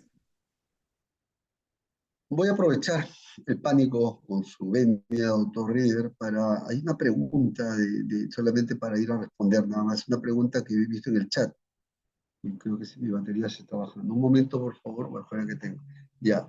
Se dice, si una persona cumple su sentencia efectiva y al solicitar la rehabilitación le dan improcedente por no pagar la reparación civil, por ser una cantidad exorbitante de 20.000 soles, ¿de qué manera se puede proceder? Ya que el caso y la sentencia fue en el momento que el artículo 69 no indicaba, como ahora, que se debe realizar el pago íntegro de la reparación civil para poder acceder a la rehabilitación. ¿Qué acuerdo plenario podría ayudar para que se consiga un resultado favorable? Doctores, no hay que olvidar que en materia, las normas de ejecución penal, en materia, si son de materia procesal, rige la norma que estuvo vigente al momento de la actuación procesal. Y si es de carácter material, rige la norma que estuvo vigente al momento del hecho. Aquí un poco hay que ver si esta norma que regula el tema de la rehabilitación es un tema sustantivo o es un tema procesal, ¿no? ¿No? Y si se ve que es un tema sustantivo, entonces ingresamos a los terrenos de la ley penal sustantiva, ¿no? Y en ese caso, perfectamente puede hablarse de una retroactividad, ¿no? Un poco para clarificar. Finalmente, doctores, agradezco al doctor Rieder la posibilidad de dirigirme a ustedes, siendo un 1 de noviembre de 2024, día feriado, 10:36 de la noche. Espero que les haya servido y creo que ¿por qué llevar un curso diplomado? Es importante, porque la capacitación, creo yo, para todos nosotros es sumamente importante. Porque nos ayuda la capacitación a afinar nuestro criterio, a tener un mejor olfato cuando podamos o plantear un caso o resolver un caso. Sí, para mí es sumamente importante la capacitación y llevar sobre todo cursos de teoría del delito, que es sumamente importante para el manejo de la dogmática penal. Muchas gracias, doctor Rieder, por la venia.